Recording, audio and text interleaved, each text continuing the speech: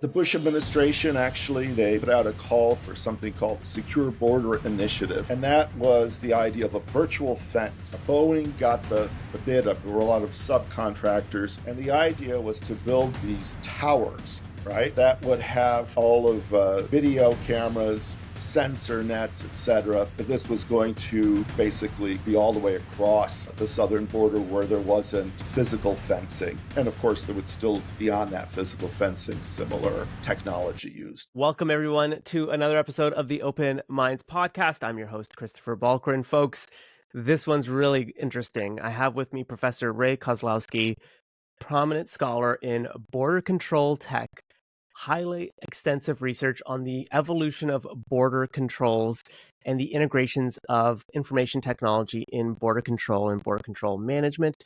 We're going to talk about all of that. And as a Canadian, I am very excited to talk to an American about their issues because although we're neighbors to the north, it feels like it's a whole different world down in the United States on their southern border in particular. There's a really great research that I'll leave in links below to Professor Koslowski's work. One that I found which is really interesting is, quote, the integration of advanced tech into border control systems represents a paradigm shift, transforming traditional practices and challenging existing policies. Professor, welcome to the podcast. I'm excited for this conversation. Happy to join you. So, Professor, I want to start with the evolution of border control tech. Can you tell the audience just a little bit of how it's evolved and what new tech the United States is using today that it wasn't, say, 20 years ago? Well, you have to think about it in several ways in terms of how one understands border control, right? So there are the means of gathering information about, and I'm going to also make a point here that there's border control. It's about the movement of people, but also goods, right, across borders. And it's customs and border protection, Right. the agency. This is very important. I myself am a migration scholar. I tend to focus on the people automatically. But a lot of what goes on is actually about the conveyances that cross borders, the people and the goods in those conveyances. And we have at the ports of entry or the border crossing points, and then between the ports of entry. And that's usually what people are talking about, the border. The U.S. Border Patrol agents out there in the desert between ports of entry. That's what's in people's minds mostly, right? Yeah. But there's a lot more to it, right? It's also information about the people and goods and conveyances coming to the border and what kind of information. Now, there are also all kinds of borders, land borders, sea borders, air, again, if we start thinking about the whole issue. So I'm going to kind of give you the broad picture here, then you can zero in on the parts that you're most interested. So it's before, it's at the border itself, whether at ports of entry or between ports of entry. And I would just say, in terms of starting, the U.S. Border Patrol has a museum outside of El Paso. And in the museum, which I got to visit some years ago, they've got this sensor, right? Early sensor from, I think it's like 1972 or something like that, or early 70s that had been deployed. And this sensor, again, and many of these things were military surplus, in that case, military surplus from Vietnam War. So that's kind of a starting point. Wow, very interesting. And so what did that sensor say and do? What was its purpose? And how did it evolve since then? Yeah, very much. If you think about it this way, technology has been thought of by the Border Patrol as in a sense, the term that's often used is force multiplier, right? So to be able for individual Border Patrol agents to have greater visibility of the border, to be able to detect when people have crossed the border. And so these sensors would, again, detect movement of people crossing the border, for example. A lot of the technology, however, and Border Patrol will point this out, right, is also rather low tech. Sign tracking, like being able to identify footprints and broken vegetation, etc., to know that somebody has crossed the border in an open area of desert, which, of course, much of the border in Arizona, for example, is. So that's if you think about the mission, right? So there have been deployments of sensors and then video, and all of these are tools to get visibility on the border. And then, of course, there's aerial surveillance, both manned and unmanned vehicles, UAVs, or unmanned aerial systems. UAS is the term that Customs and Border Protection use. And again, these are all ways in which the Border Patrol can get a better idea of what is happening at the border or what has happened recently, to be able to establish routes, et cetera, and places to deploy Border Patrol agents. Professor, I can imagine over the years with all this data that's being collected, and certainly to your point, recognizing that it is challenging determining if it's a human or an animal or something else crossing into the border, there are trends and patterns that show themselves. I'd Sure. love to know from your research what you've seen that are indicative of trends and patterns of migratory border crossings into the United States through land border crossings in particular. Okay, so there's a bit of history on this, and the patterns have less to do with technology per se. So, but let me put it in kind of strokes here, broad brush. So, quite frankly, up into through the 80s or so, it was really relatively easy to cross into the United States from Mexico, right? Wow. Walk in.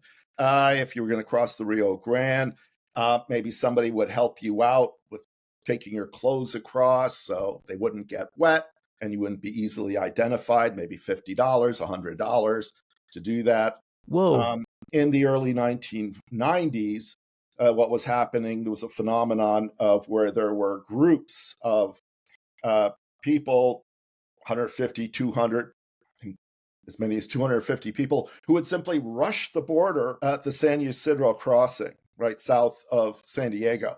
And there would just be so many people who would just rush it that, the at that time, it was the Immigration Naturalization Service folks at the border crossing couldn't catch people. I mean, they would run right up the highway sometimes, or the Border Patrol around that area. They couldn't, So it was a tactic, right, to get in. So the Clinton administration in the early 90s, 93, 92, 93, 94, started to say, okay, we're going to build up the deployments of Border Patrol 100 yards apart in urban areas, right? Because the urban areas was where people could just, rush across, and then there are houses and they could mix in with the local population, right? Mm. So there were more Border Patrol agents deployed in those urban areas. And then this was done primarily in California, again, south of San Diego, and then El Paso, Operation Hold the Line, it's called, and San Diego Operation Gatekeeper. And also, we saw the use of more kind of military surplus from the Iraq War, putting up fencing, all right, fences. They were using like these big metal sheets, these landing sheets. I forgot exactly what the metal, what they called landing. They were pads or something like that, right? They'd stick them up. And the idea was to simply use these things to slow people down so that they would have a better chance of apprehending. So what happened? It became harder to cross at those built up areas, right? And what you saw is that the cost, the fee to be smuggled into the United States went from, a couple $100 to, maybe $200 or so, to $600, $700. It cost more. And the smugglers were saying, okay, it's harder to cross in these areas. So now they were crossing more through the Sonoran Desert through into Arizona. And Wow. so that's the way it evolved, right? So, you've got, think about squeezing the analogy that was often used is squeezing a balloon, right? You squeeze here and the flows move elsewhere. Right. And it was really kind of at that time that we saw the first term of the George W. Bush administration to really say, okay, we're now operating in the desert. We need to utilize more tools, better tools to be able to identify, see, night vision goggles because people are crossing at night, putting up more sensors, more videos. And let's face it, technologies, this is the IT revolution that occurred in the late 1990s, early 2000s. And so that's where you saw more and more deployments of sensors and of video. And then the Bush administration, actually, they put out a call for something called the Secure Border Initiative. And that was the idea of a virtual fence. Boeing got the bid up. There were a lot of subcontractors. And the idea was to build these towers, right, that would have all of these video cameras, sensor nets, etc. And this was going to basically be all the way across the southern border where there wasn't physical fencing. And of course, there would still, beyond that physical fencing, similar technology used. Professor, So that was the idea. This is like, as a Canadian, this is extremely fascinating, this evolution. You mentioned in the 1980s, like you could just like literally walk across the border. Sure. It was kind of like walking across the U.S.-Canadian border. Wow. Up until the 9/11 attacks. Right. But then it didn't change that much. I mean, it used to be the case before 9/11. There'd be a traffic cone on the road, rural road. People would drive, move the traffic cone. Yeah. This is wild. Yeah, Professor, I mean, come on. now, I wanted to ask you because, like, my rudimentary understanding of, Cuba and Cuban exiles was, if you land 2 feet in the United States, there's a lot of provisions that the United States government provides Cuban exiles, et cetera, leaving the Castro regime. With the southern border, Mexico and Central Americans coming into the United States, I could understand some wanting migration for labor demand in the United States. Was that ever something that politicians in the US were like, you know what, there's a labor need. We're really not going to patrol the border as much because there actually is a need for cheaper labor? No. Okay. Or, Well, maybe we should start in 1924 when the Border Patrol was founded. Okay. sure. The Border Patrol was not founded to catch Mexicans. Wow. No. It was primarily Chinese and Eastern Europeans who were coming through Right. Mexico. But southwestern U.S. farmers and ranchers relied upon seasonal Mexican labor. Right. And then with World War II, there was the Bracero program, temporary migrant workers. But even during the time of the Bracero programs, there were also additional unauthorized workers coming. And so this has been a part of the American economy, again, since since there was a kind of immigration policy that meant that people would have to go through ports of entry and I mean, it's been a part. And then if you look at the 1952 Immigration Naturalization Act, right, where we finally get a set of laws to govern immigration consolidated. And in that, there was a provision for what was referred to as harboring aliens. It was against the law to harbor aliens. But then Lyndon Baines Johnson and the Texas delegation in the U.S. Congress said, well, wait a second. No. Employers cannot harbor aliens. So they were exempt from that, essentially. It was called the Texas Proviso. So it meant, if there was an individual helping an unauthorized migrant, cross a border or something along those lines, they could be prosecuted, if they helped them out in their house or whatever. Right. But if somebody employed an unauthorized migrant, oh no, they were exempt from any legal penalties. Wow. All right. And that didn't change until 1986. with the Immigration Reform and Control Act that imposed employer sanctions for knowingly hiring someone who is not authorized to work in the United States. Wow. Okay. So, That is but so kind of interesting. to get back to understanding the dynamics here and about, I'm going to leave aside the Cuban issue because Sure. this is now about asylum. That's a whole different kettle of fish. But you've got to think about it this way. In 1996, there were approximately 1.5 million apprehensions, right? Okay, that's our individual acts. One person could be apprehended several times in a year Right. attempting to cross the border. And of that number, there were only 26,000 people who were not Mexicans. They call them other than Mexicans, OTMs, right? 1.7%. Wow. Okay.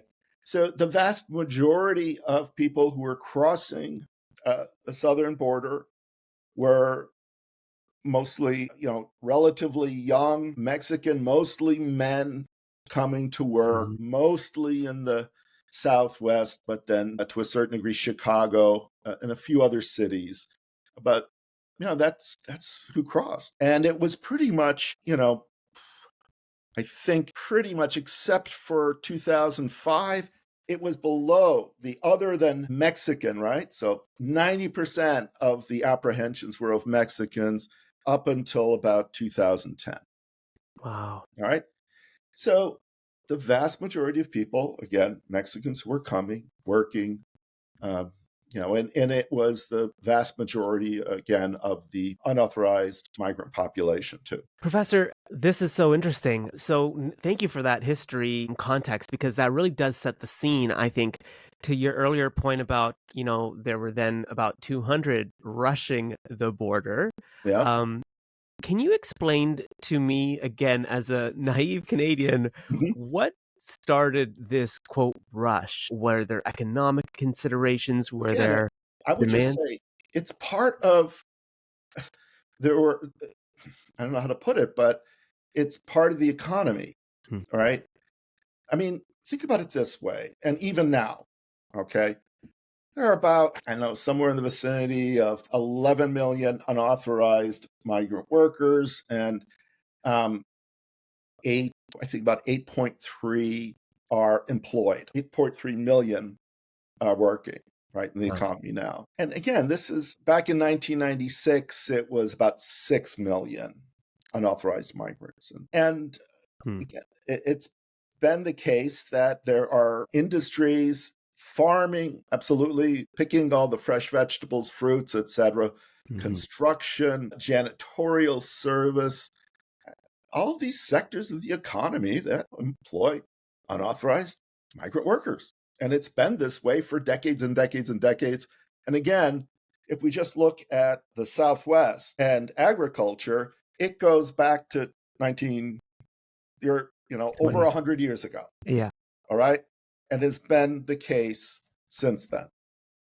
And this is actually a good pause for folks who are listening. I recently did a deep dive on the H-1B visa program that the United States has. And it's not just Mexicans. I mean, the information tech sector Mhm. benefits greatly from the H-1B visa program, which fast tracks people from South Asia, mostly India, Mhm. as software engineers, software developers.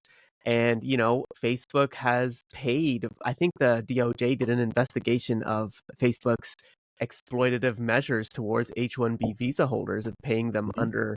underpaying them, and they settled out of court 14.25 million. And so it's this rush for inexpensive labor that is the consistent through thread. Yeah, it's a part of our workforce, our economy. Right. And it's Right. bad. Yeah. So interesting, Professor. I wanted to move on to information tech and Yeah. integrating this with border management. Mhm. So one thing that I found a really good quote from your research is the move towards integrated border management reflects a comprehensive approach combining tech, policy, international cooperation to enhance security and facilitate legitimate travel. So the question I have for you, Professor, you mentioned the 1972 censor. It's like, as you just talked about, there is a necessary component of this to the economy. Why then would there be this integration of information tech to really monitor human migratory patterns when Okay. there's a demand for it? This now we're going to switch gears a little bit from border control by the Border Patrol between ports of entry to at ports of entry, Yes. at airports, Yes. seaports, etc. And perhaps a good point of departure is to think about how technology has changed and how more and more people are traveling, all right, and can travel. It's cheaper, big jet airlines and all. Yeah. And the 9/11 attacks, right, Mm. in which that globalized travel had been, in a sense, weaponized by a set of terrorists who took control of airplanes, individuals who had been in the United States legally, primarily on visitor or as business travelers, and then took advantage of that situation to commit horrendous terrorism.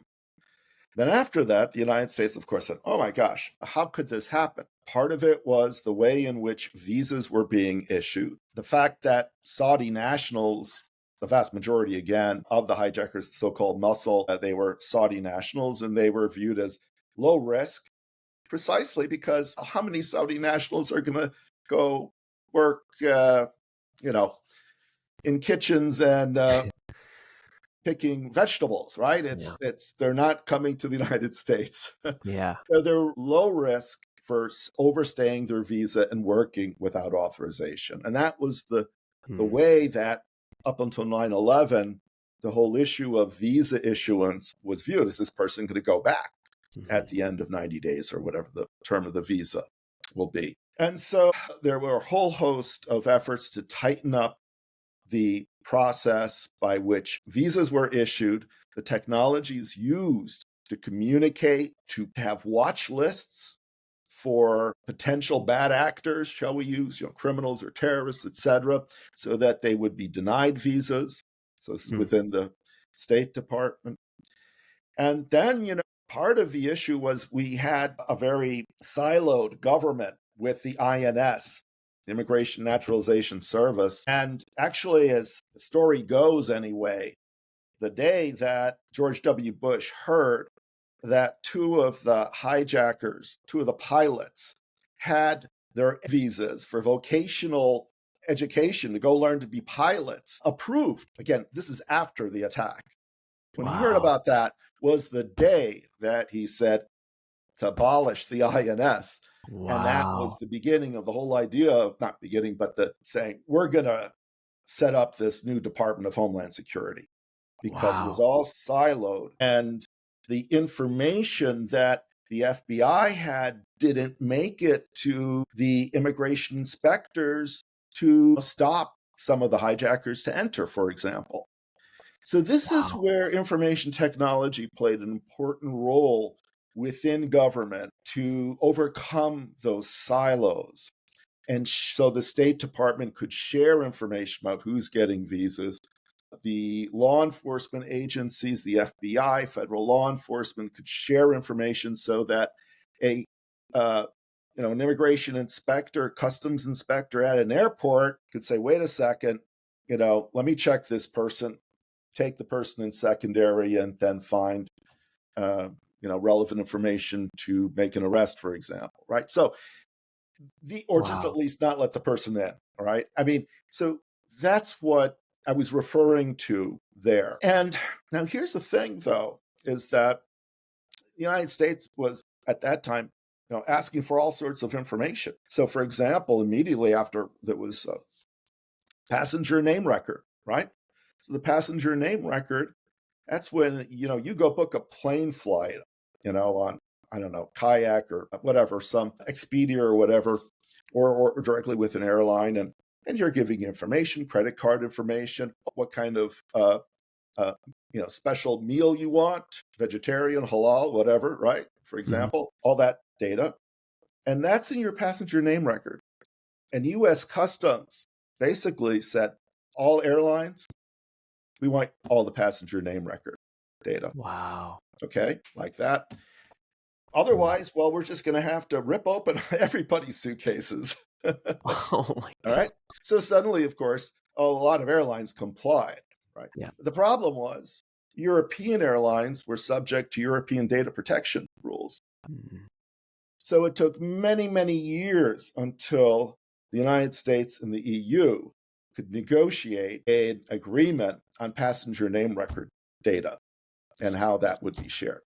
So here's the Wow. thing, and the point that I want to get across here, and I made back then, is that all this technology might be very useful, but you need to have the data to use it. Yeah. And getting the data requires international cooperation. Wow. And one of the things that's happened over time since 9/11 is that more and more states, their customs, immigration authorities, border control authorities have increasingly been cooperating to share data Hmm. so as to allow people to fly and to do that with less risk. I mean, there is always going to be risk, but Mhm. that's been the objective. And it's been, quite frankly, working. If you look at the total number of international tourist arrivals, the World Tourism Organization publishes this, and we're talking about billions of people are Mhm. crossing borders every year, and we have not seen another 9/11 type attack style uh, Yeah. mass casualty event using airlines, Mhm. right? And so, in many ways, they've been very successful, I would say. And again, the number of travelers has continued to grow, and it was really the economic downturn, 2008, 2009, the global recession that led to one dip, and of course, the COVID-19 epidemic. But otherwise, the line is increasing. Professor, this is, I think more people need to listen to your research and your work because this is truly fascinating. Professor, I'm struck. You mentioned something about, the what happened after 9/11 and the Patriot Act. We didn't chat about that, but the Patriot Act, I think, gets to a lot of what you're discussing. I remember reading Stanley McChrystal's Team of Teams, and Stanley McChrystal went into Afghanistan at the time thinking this is going to be easy. We'll wipe out the Taliban. It'll be over. Al Qaeda's done, in and out in 18 months and it's over. And then he slowly realized that Al Qaeda means the base, and how they operated was a series of networks and nodes that even if you took out the senior leader in a region in did not change the network of modes or nodes that exist across Iraq and Afghanistan. And so one thing that he found was the US military at the time was so ill equipped to deal with this network slash node mode of fighting. And he took a lot of those lessons back, and now the military is much more agile Mhm. at addressing a threat like that.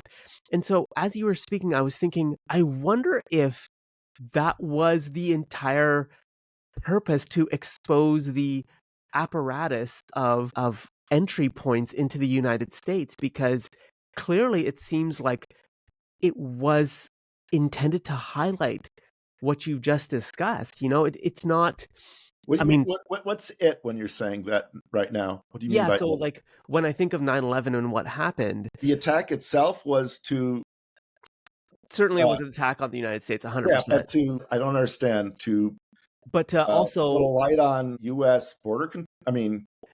yes, controls. because the reason I say that, I know it's a big stretch, but because what happened after 9/11 was the Patriot Act and this Yeah. massive apparatus of government. I think in Well, total, hold on a second. I'm just going to say, yeah, I think you're way off base here. I really? mean, I really don't think the intention of Muhammad Atta was, oh, we're going to show, No. the weaknesses of the United States immigration. Now, they had an idea that the planes plot that had been brewing to take down the World Trade Center, and to do that, to show perhaps, if you will, the weakness of the Yes. United States, and et cetera.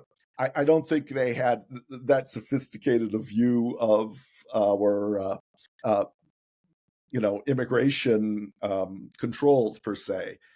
I I would say, though, that there were certain features that Al Qaeda, and this is in the 9/11 Commission. I'm going to see.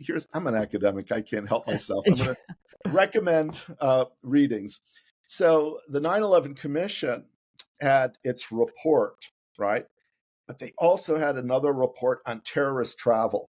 Yes. And this really, it's an incredible work, and it explains how all the various hijackers acquired the tools they need to get into the United States, Mm-hmm.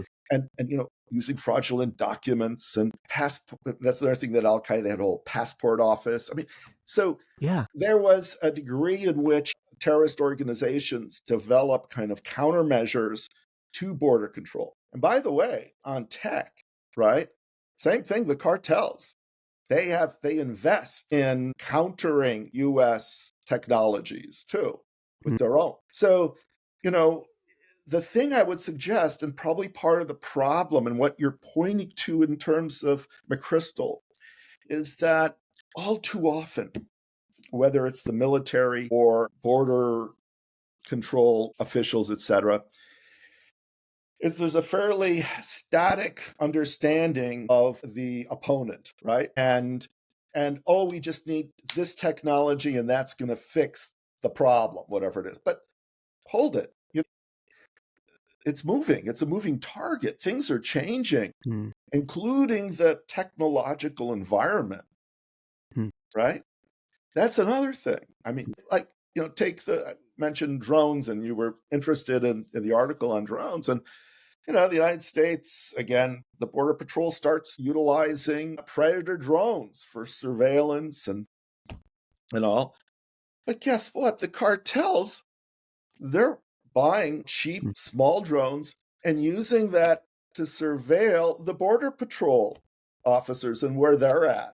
Mm-hmm. Right? Right. So, and oftentimes governments are building SBI, the Secure Border Initiative, ended up becoming $1 billion waste of money. I don't know, they put up maybe 25 or 30 miles of these towers and whatnot. Because again, the situation changed, the technology changed, yet it took so long for the contracting approach that some things were obsolete, other techniques were being developed by the smugglers, and it just took so long for them to, and they didn't even ask the Border Patrol how they would use it, and they had so many the users of the technology. So there were all these different problems that are typical in any technology deployment by a company or whatever, that were in a sense magnified. This also happens and continues to happen. And whether it's countering terrorists, here's another one. Here's another issue. You mentioned Al Qaeda. Well, there's a different kind of travel with ISIS, and it was travel from Europe. That's right. To Iraq and Syria. Yes. All right. We had an ISIS attack in New Orleans, and here's someone who may have not even had any kind of actual contact with an ISIS cell, but was radicalized by things that he found on the internet. Yeah. So again, it's, generals fight the last war.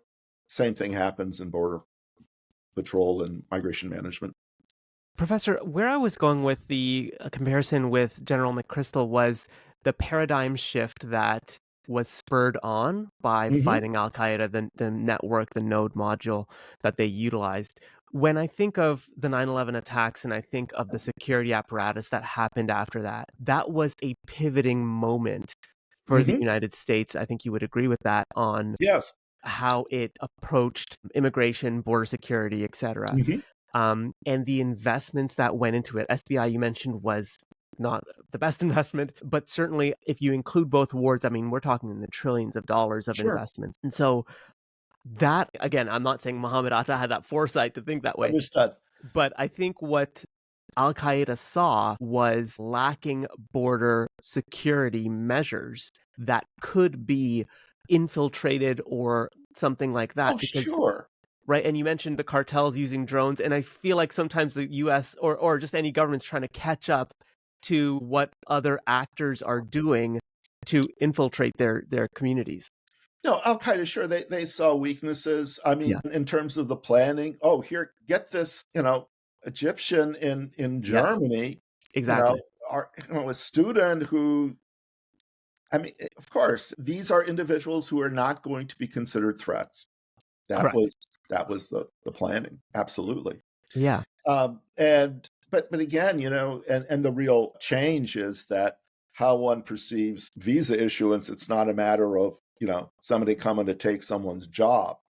All Right, right, right. Exactly. the criteria changed forever. Yeah. And it also spurred, you mentioned ISIS and Europe. I can't help but think that after 9/11, it actually spurred the G7 to come together Oh, and sure. build international treaties and agreements about, Well, as you mentioned, flight records and flight tracking and things like there that. was the Madrid bombing. There was Correct. the UK. I mean, there were other attacks. Other attacks, Yeah, certainly. and that brought not only the G7 but the United Nations, the Security Right, Council. So right. there are a whole host of vehicles for international cooperation, Mhm. including the Global Compact on Migration, right? Right. If you actually look at it, you'll see that a whole host of the provisions on biometric data, on Yes. data sharing, are actually to secure travel. And there's specifically combating human smuggling, combating human trafficking. Mhm. Quite frankly, that particular compact has less to do about, in my view, increasing the amount of migration worldwide Right. and has a whole lot more to securing international travel. This Yet is at the same time, the United States didn't enter into that. The Trump administration didn't sign on, but the Biden administration did. And I'm waiting now for the new Trump administration to withdraw from that. So again, part of the issue here is that I will just our time is fleeting, I know, yes. but I want to make this point here Yes. on this. And that is that in so many ways, the reality of border control, again, at ports of entry, at border crossing points along borders, etc., has been border control has become globalized in that states, their border control agencies need the cooperation of other states to share data. And then neighboring states also cooperate. The United States and Canada country agreement, Yeah. for example. Yep. The United States has been cooperating with Mexico to beef up its southern border for a long, long time, too. Mhm. So these are the kinds of things that have been happening for a while in an increasingly information laden world in which we travel. And this all requires that kind of information sharing. Otherwise, states fly blind in trying to secure their borders. That's a really good segue, Professor. I had a whole section on biometrics, but I understand we are short on time. I I'm wanna sorry, I No. tended to drone on a bit on a few No, I things. love it. No I pun love these intended. exchanges. I think it's so important for this topic and this conversation. I just wanted to end our conversation on the ethics behind a lot of this. I know we've chatted before we hit record about ethics and the policy implications of border controls. Mhm. We've talked about the collection of data and the sharing of data. Yeah. Certainly the United States, for those less familiar, there's the Fourth Amendment that does allow for privacy and things like that. So there's a bit of this gray area when it comes to collecting data and sharing it. Here in Canada, we had the case of Maher Arar, who was wrongly accused of having links to a terrorist organization, was sent to Syria, was tortured, later sued the government Mhm. successfully, and a lot of things happened. Anyways, all that to say, what do you see as some of the major ethic issues about sharing private data, and how can governments regulate themselves from making sure that information is staying sensitive and upholding the Fourth Amendment? Yeah, well, so the bottom line is that any government can ask any individuals coming to cross into their sovereign territory for all sorts of data. I don't have any rights, in a sense. I can be completely searched. I can be asked for all sorts of data. You can ask to look at my cell phone if I want to, literally, if I to come to Canada or another country, right? Right. I have a choice. I could say, no, I'm not going to give my data, and I don't come in, right? Mm-hmm. So the rights, if you will, really stop to one's nationals, all right? Mm-hmm.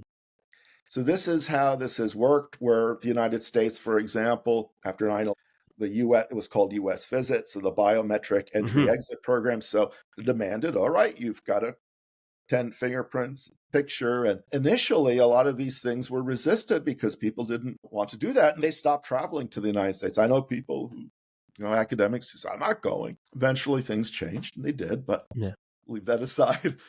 But these were these kinds of onerous data collection. But you know what?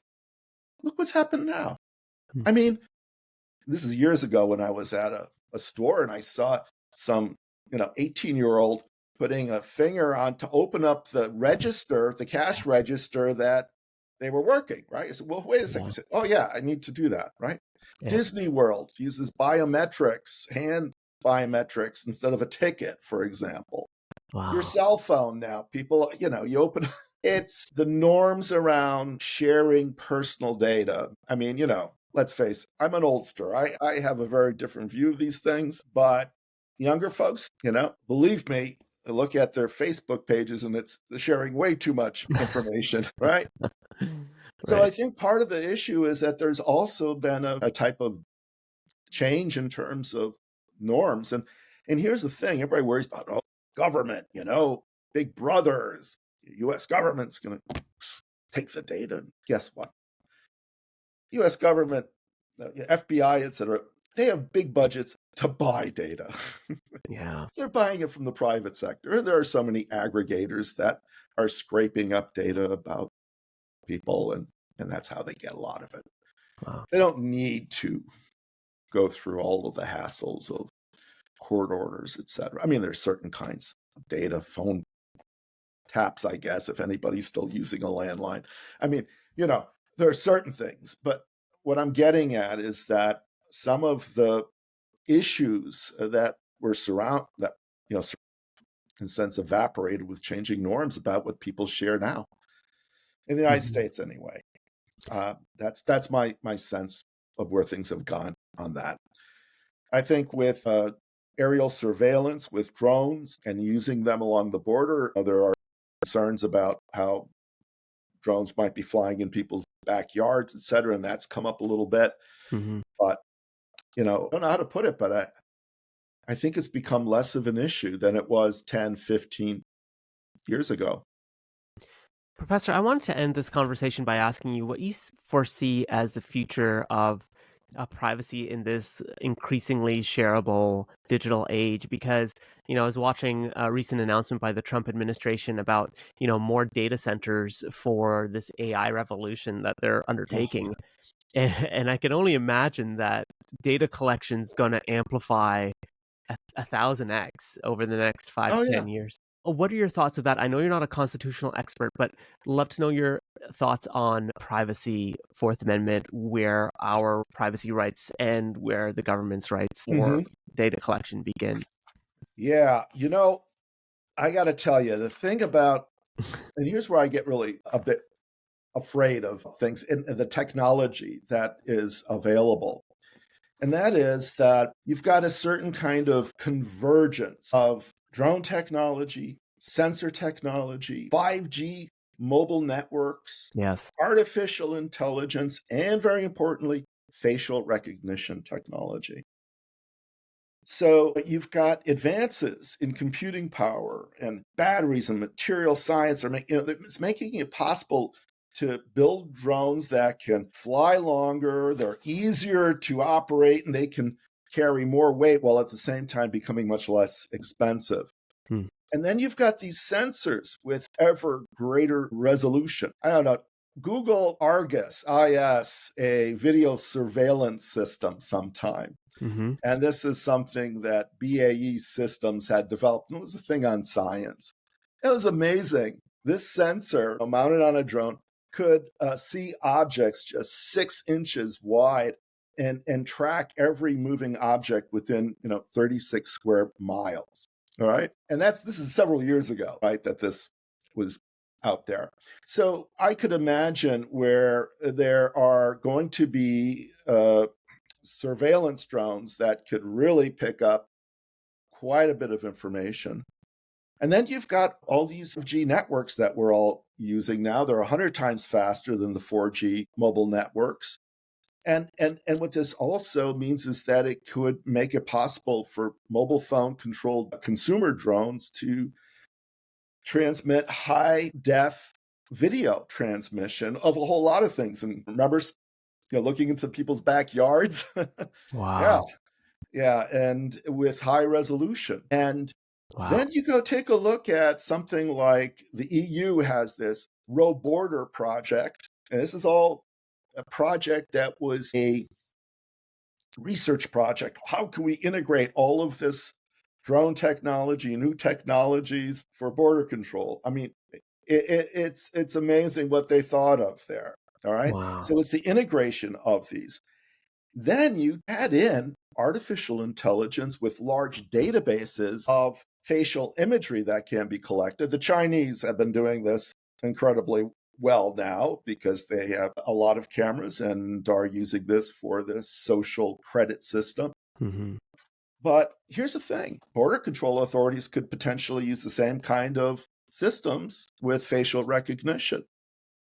And then here's the thing, too, is that already a lot of US law enforcement agencies are using this system called Clearview.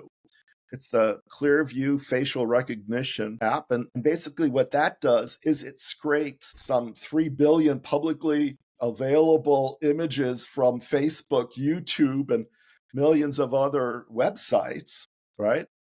And then it allows law enforcement officers to basically run a photo or video frame of an unknown suspect and say, aha, here's the Facebook page. All right. Wow. So that's already there. I think this is old here. So the Yeah. figures that I have 600 law enforcement agencies that are already doing this. All right. Wow. So, and then, you get the Facebook page or LinkedIn page or whatever. You could get the address, blah, blah, blah. I mean, that's the nature of law enforcement increasingly now. And I'm sure that it's going to be utilized more so for border security and migration management too. So, Professor, yeah, you just mentioned Clearview. I just Googled it. The company's algorithm matches faces to a database of more than 20 billion images collected from the internet, up to 20 including, billion from 3 billion the last time I oh looked at my this a few goodness. years ago. Okay. And that includes social media. Oh, yeah. And Oh, yeah. so, wow, this is wild. All And right. you also mentioned, I just had it up here, the Argus IS, the Yeah. autonomous real-time ground ubiquitous surveillance imaging system. For those Yeah. that don't know, it's an advanced camera system using hundreds of cell phone cameras in a mosaic to video and auto-track every moving object within a 36 square mile area in HD. This Yeah. is wild, And this Professor. is years old, Yes, this is 7 several years years old. old. Okay. Yeah. Insane. So all I'm saying is that the technology is available to do things that a lot of people never dreamt could occur. And the law enforcement implications are there. And if we want to think about this in terms of civil liberties and civil rights and due process, et cetera, we have to think about these capabilities that are available and how they should be managed. Professor, that is the perfect cliffhanger for our subsequent conversations because this was such a treat, Professor. Thank you so much for coming on the Open Minds podcast. I think everyone who's listening to this when this gets posted is going to write me to have you back on because you've really whetted my appetite to learn more. And I do think that there's real merit in understanding the way forward and where our rights begin again and where governments end, et cetera, et cetera. I think this is an ongoing conversation. So I'd love to have you back, Professor. But again, thank you so much for coming. I will link your research in the comments below. Folks, if you haven't already, check out Professor Koslowski. I will make sure that your work is promoted as much as possible. Thank you so much for coming on. Well, thank you very much for your interest in my work, and I've enjoyed our conversation.